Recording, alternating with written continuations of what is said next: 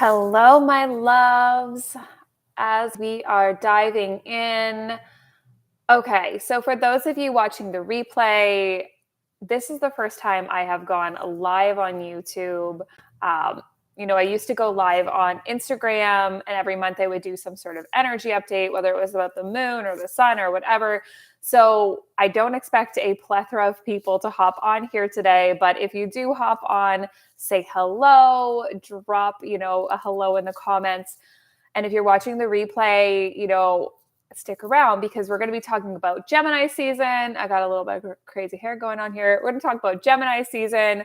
We're going to talk about duality and polarity, and we're going to talk about the karma of this season. And one topic I really want to bring to you guys, which is really linked into manifestation. It's linked into quantum physics, quantum mechanics. I don't know how we want to put it today, but basically, whether you're watching the replay or joining me live, we're going into Gemini. So bear with me here. Well, we do this again. I've never gone live on YouTube, so I don't know how everything works. I know that it pre-records everything. I know that you guys will be able to watch this replay going back, but this is really like a test trial run to see how it goes.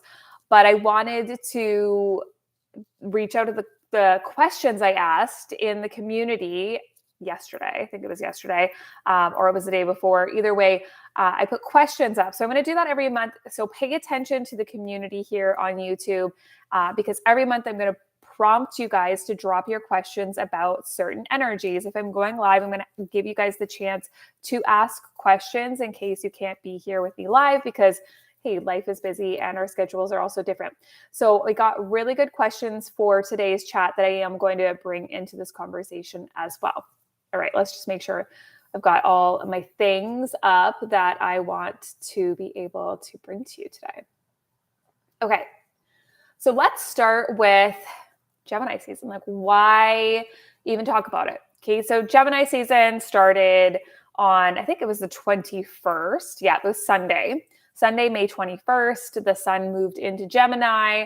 I actually loved that energy because the moon had already moved into Gemini. So we didn't have a new moon Gemini, but we had sort of the sun chase the moon for the day. And really, it's bringing up the shift from the Taurus grounded, nourishing season that Taurus is typically supposed to be, but it wasn't. We'll talk about that.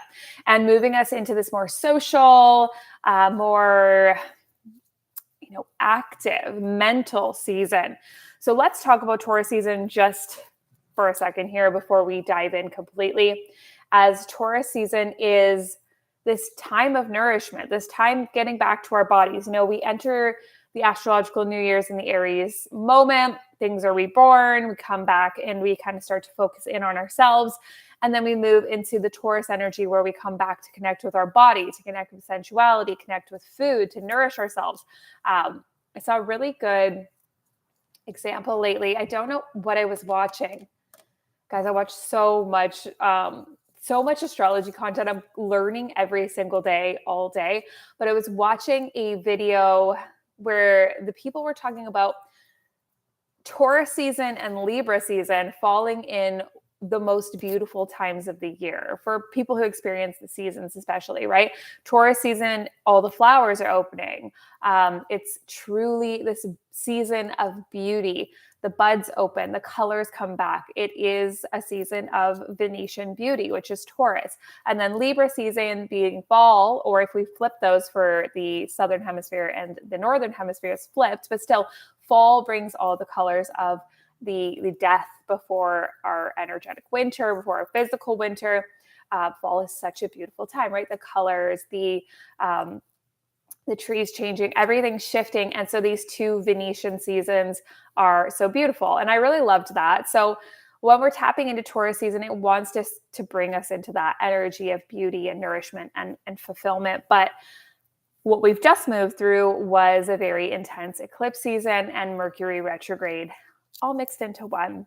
And that brought up a lot for people. You know, every one of my clients and students, and you guys here on YouTube, um, really brought forth a lot of the stuff you were going through, the hard moments, the tower moments, the energetic collapses that had to happen, even like accidents, right? Like accident prone things happening during Mercury retrograde. And because it was right after eclipse season, I fell and it hurt my tailbones roller skating. Like there were so many events that were happening that Taurus season wasn't the typical Taurus season I'm usually feeling.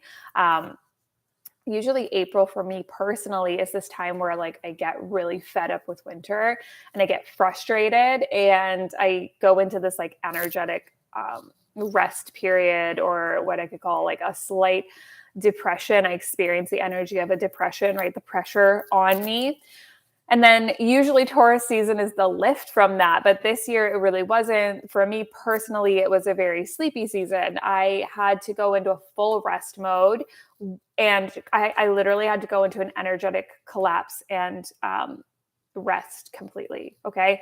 So within that, a lot of people were experiencing these energetic deaths, these energetic frustrations, these energetic, the big changes of eclipse season. And then all the stuff that Mercury retrograde brought up as well. So knowing that we've just been through a intense Taurus season, very intense. I want to know, like in the comments, drop like, how was your Taurus season? Did it feel really good for you? Did it feel really nourishing for you? Did it feel very supportive for you? Or were you kind of in that chaos of the eclipses and Mercury retrograde? Was it frustrating? Was it like, how did it feel for you? Like, tell me in the comments below. I want to know how that went through you. How was experienced through you? And as we shift into this Gemini season now, a lot of that is lifting. Okay. So a lot of that energy is lifting. We have had Jupiter move into Taurus. That's a completely different energy I'm going to do a video on soon. So pay attention for that one. It's going to come up soon. And we've got the opportunity or the opening after all of the tower moments. Okay. So preface, depending on what transits you're going through, you might still be in a tower moment. I still feel like I'm in a tower moment right now within everything I'm reworking within my business, being here on YouTube more, showing up on TikTok more, leaving Instagram behind, which has been my like honeypot for so long. But if you're in a tower moment still, that's okay. Let me just preface that. But the tower moment of eclipse season, Mercury retrograde, is over. And now we're in a lightning. We're in a lighter energy, okay? Air versus earth. Earth energy of Taurus season plus all that stuff, heavy load. And then moving into the energy of Gemini season, we're tapping into higher energy, okay? Air is movable. Air is shifting. Think about air for a second, right? The wind moves. Air can get stagnant, but typically air is an active moving force. So if you think about the symbol for air for a second, it is a triangle moving upward, pointing upward with a line in front of it, okay? So think about that symbol whenever you think about air, is like the energy is moving, okay? It's moving up. Like fire is a triangle as well because it moves up, okay? And knowing that means that whenever we move into an air season, like Gemini season, the energy gets active, okay? We get active, we get mentally active, and that helps us shift out of the stagnation of Taurus season. So Taurus season is embodiment. It's heavy. It's not necessarily heavy in the sense that it's bad. It's a heavier season. It's a denser season. It's more about the body. And now we're focusing in on a lighter season, right? Right before summer comes, in at least the northern hemisphere, things lighten, the air lightens, your body lightens, and we start to get a little bit more mentally fixated, mentally moving. All right, I see some people are hopping on. Say hello if you're here and you're just diving into the astrology with me. Let's get deeper into Gemini season. So Gemini, okay, guys, I have a Gemini Mars, so I am a little biased to loving Gemini energy. Now, one of my dear soul sisters and best friends, if you guys don't follow her, go follow her, Charlene Lizette. She likes to call or likes to like call me out on my Gemini Mars, that Gemini likes to sample from the buffet of life. Okay. And this is so true. Gemini is just here to taste the plethora of all that is here. Okay. Gemini wants to lean to one side and then lean to the other. Gemini wants to experience polarity. Gemini will always experience polarity. Years ago, one of my dear friends, I think it was my dear friend Elise at Mystical Mama Co. Yeah. I've done a podcast with her recently on series. If you haven't gone watch it, go watch it. She's amazing. But she was talking about Gemini and how Gemini really has to experience everything. If you have Gemini placements, you will have to experience the light and the dark of everything. Okay. You will have to dip your toe here and then dip your toe there. If you experience the energy of joy, you must experience the energy of the opposite of joy, whether it's frustration, pain, loss, sorrow. We must experience the spectrum of life. Okay. Because Gemini is about being polarized. It is about seeing everything. And this is why Gemini wants to explore all the information. It wants to explore all the research. It wants all the data. It wants all the knowledge, because without it, Gemini gets frustrated. Okay, so let me just pull up the question we had, the really good question that was prompted by Aya. I hope I'm saying that right. It could be Aya. I hope I'm saying that right. People butcher my name all the time, guys. So, okay. So the great question that was prompted was like how to get out of the mind this season. Okay. So when we move into mercurial seasons, Virgo and Gemini, when Mercury is in retrograde, whenever Mercury is hyperactive, activating through like maybe an outer transit, we get into the mind. Okay. So we get into the mind and the mind begins to spin. Mercury, Uranus, Gemini, Virgo, Aquarius, 11th house, 6th house, 3rd house. All these energies are very mentally active, very, very mentally active and connected to the mental realms.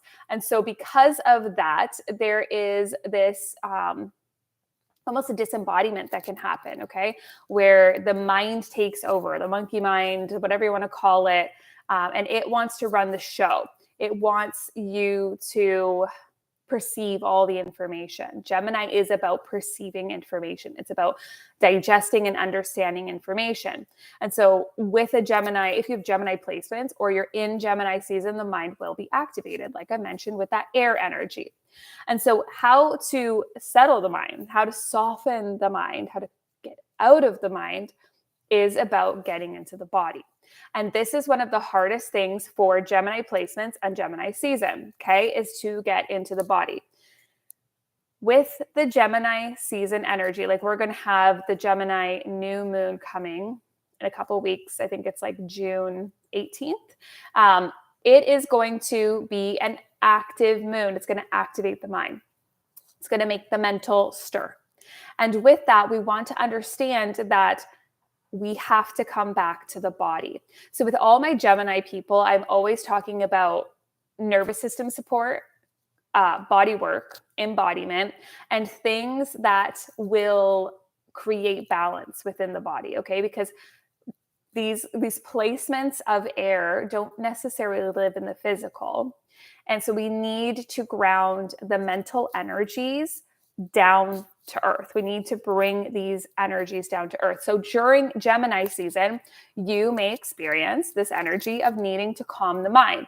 One of my favorite things in the world, and it's like the simplest thing in the world to bring into your life, is the simple oil of lavender. Okay. I have a lot of Mercury in my chart, guys, like a lot of Virgo, Gemini, Mars, stacked air houses. Like there's just so much. So I have to be consciously using lavender and these oils that actually relax me, bring me back into my body all the time. So that's a simple place to start, is like, what is something that's going to get you back into your body and calm you? Lavender is immediately going to calm the mind, calm the nerves. Other things you can do is like, as much as Gemini energy is going to hate this and it's not going to feel the best during Gemini season, is meditation, right?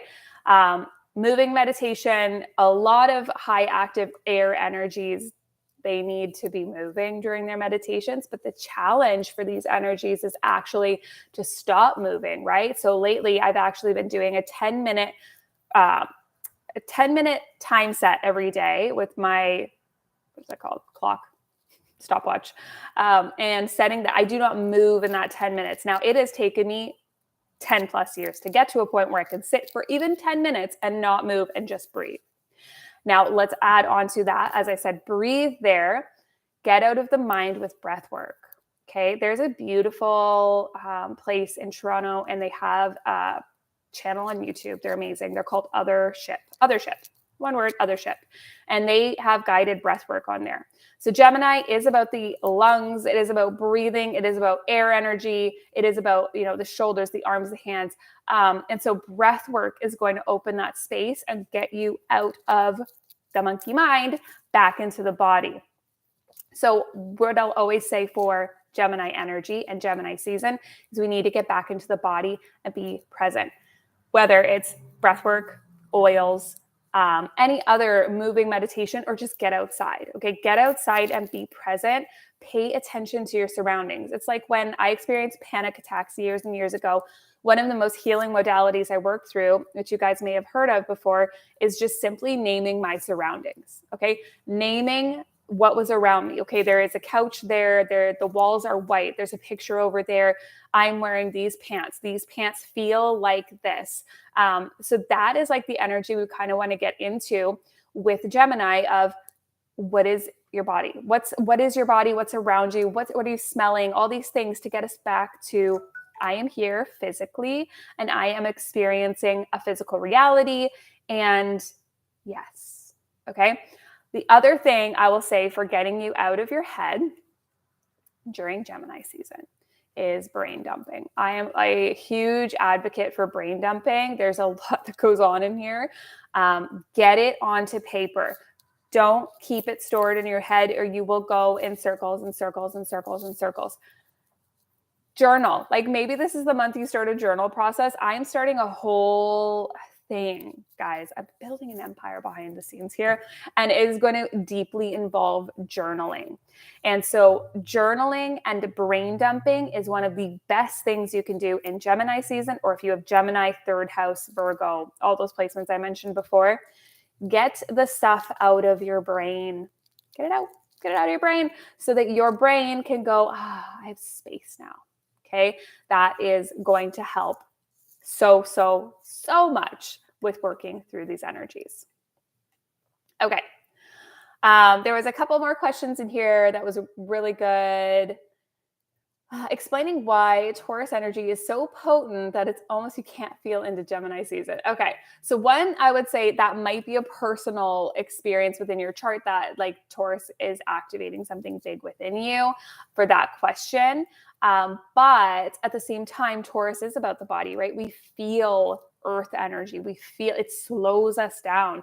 It grounds us. Virgo's a little bit different because it makes us want to like just whip our shit back together. But Taurus energy is about being so present in the body that the feeling of Taurus season is more amplified than Gemini will just activate the mind. Now, on top of that, this Taurus season in particular was so active and was so intense that there was more going on. There was more activations. Now that may have added to that.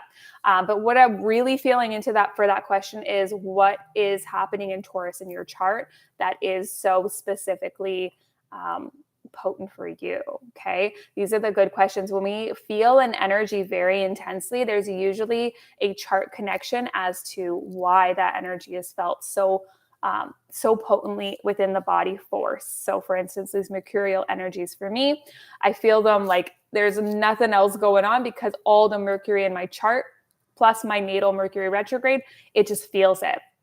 So whenever Mercury does crazy things, my chart goes, yep, we're attuned to that. We're going to feel that frequency really, really intensely versus, whatever, like Taurus. I don't have a ton of Taurus in my chart at all. I just have one placement in my second house. And it's not a huge frequency for me. So I don't feel that the same way that someone with big Taurus energy, second house energy, or possibly a heavily aspected Venus might feel it. That's just my thoughts on that one. Okay. All right. So those were our questions that came through. So like, guys, throw your questions at me next season, or like, I love questions. So throw them in. Let's talk about polarity. So the polarity of the good and the bad. Everything has polarity. Now, this is a struggle I and everyone I know experience, the hardships of like, why can't there be peace on earth? Okay. Why can't things be all good all the time? Why can't we get to a state of joy? Sorry, guys, I can't get comfortable. Why can't we experience a state of joy all the time? Why can't we always be happy? Because polarity. Okay, because of polarity. Everything has a light and dark. Everything has a spectrum. Everything has a positive and a negative pole. Everything, like every high has a low. We are always moving in a wave. There is no way to not experience all the spectrum of emotions here on earth, because that's what we came to do. Like, unless you have some sort of neurological difference, I'm thinking of possibly autism, Asperger's, or even just going to the spectrum of people that are sociopaths, or like, those are not connected spectrums, but like sociopaths and psychopaths, right? They don't have the same capacity for feeling, because there is something neurologically going on that has changed that representation of the wave of experiencing emotion. But they do experience the fluctuation, right, of their own processing. So, autism, Asperger's, they're going to be experiencing things less emotionally than, say, me, which is totally okay. Versus like on the other end of the spectrum, the psychopath, the sociopath doesn't have the emotional peaks that I do as well. So you're probably feeling the same. Like your emotional wave is moving like this. Your experience of polarity is a wave. Now, when we're experiencing the good, the bad, the ugly, okay, what we label as good and bad is just the expression of self on two sides. So one of my teachers right now teaches a lot about, heaven and hell, or like God and Satan. Now, I'm saying those as quote unquote energies because they are their frequencies of something, right? God being the good, Satan being the bad, but they are polarities of the human experience, of our psyche. Go into like Carl Jung and the collective unconscious and all these things. They are a polarity of the psyche. There is no possible way to experience the light without the dark. You cannot see light without the dark. Like, it's just not possible. So that is like the highest expression of Gemini, is like you get to experience the polarity of being here on earth and experience all the things you want, all the information you want, all the knowledge, all of the processing to occur. So Gemini is experiencing this polarity, and within that, it's like, what are the soul lessons of polarity, right? It's what are the soul lessons and the karmic lessons around polarity and around experiencing the many facets of life. Now, when we think about Gemini season is all about socialization, communication, your voice. Okay. This is really where I wanted to get today. Your words have power. Now, when I was learning about like manifestation years ago, I was learning from Abraham Hicks and the Esther and Jerry Hicks books, beautiful, beautiful teachings. What I love that they say in those books is, don't worry about like saying something and it being manifested instantly. Okay. They call it, I think, a buffer time or a buffer period or something. You have a buffer period, but what you're saying constantly is programming your subconscious to see your experience. So if you are constantly saying, I'm sick, I'm sick, I'm sick, I'm sick, I'm sick, I'm sick, your reality will reflect you being sick.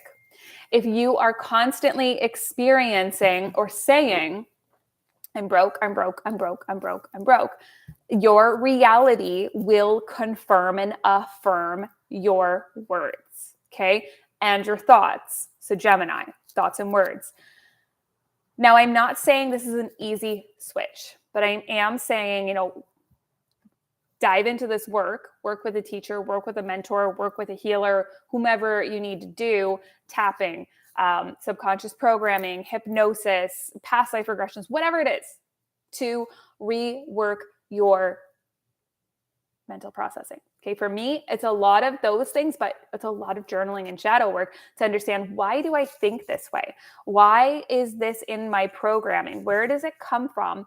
And then how do I flip it? How do I switch it? Okay, so your words create your reality. Abracadabra means I speak to create. I speak into creation. Your words are creating your reality. And so if your words and your mind, Gemini, are creating your reality, then in Gemini season, it is the perfect time to understand you have the power to change your reality. Okay, but you're going to have to go into your mind to do it. You're going to have to go into your words to do it. You're going to have to reflect on what you're speaking, what you're saying, what you're experiencing through vocalization, mentalization, visualization, to understand, what are you creating? Okay, so maybe your practice over the next month is to examine the things you say about yourself, the things you say about the world, the things you say about people. I am so guilty of I get road rage. I get road rage. My husband gets road rage. And I was like, why are we so mad? Like, at the end of the day, it's not going to help anything. And so we experience road rage, and then more frustrations come because that is our mental focus. Okay. Within this energy, really tapping into, what are you saying about yourself? What are you saying about your reality? What are you saying about the people around you? What are you visualizing? When you think into your mind for a second, okay, when you're in the shower, when you're thinking about life, and because we all do this, making up these stories in your head, or going back into memories, or replaying something that just happened, where are you going? Where are you going? All the time. Where do you go? Because that's a good indicator of what you're thinking about and what's in your subconscious mind and what is being recreated in your reality. I hope this is making sense. I hope this is like sitting with you guys, because there is something to be said around you and your mental facilities and your thoughts and your words creating your reality. And so if we can do a little, finagling during Gemini season, or in general, because we all have Gemini in your chart, okay? Everyone has Gemini in their chart. You want to look to where that house is to understand what area of your life is ruled by Gemini. And then begin to finagle and twist and turn and work with, I don't even want to say manipulate, because it's like, manipulate's not a bad word when we're using it like energetically. So we're going to manipulate the energy. We're going to manipulate our mental processes to see the world differently, to experience the world differently. Okay. So that's actually where I'm going to kind of leave this chat off about Gemini season. Is you are going to go, these are your steps. Okay. These are your steps. Every month I'll give you a little bit of guidance around what you can do.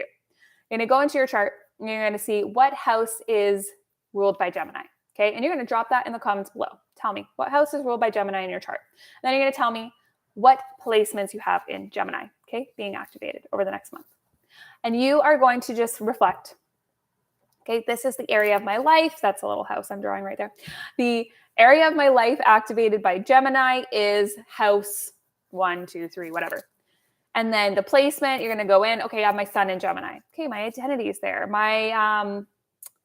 I call it a life school. The sun is a life school, in my humble opinion. We can talk about that another day. I do have a masterclass I've been thinking about giving to you guys as a freebie. So maybe if you want that, drop it in the comments. Tell me.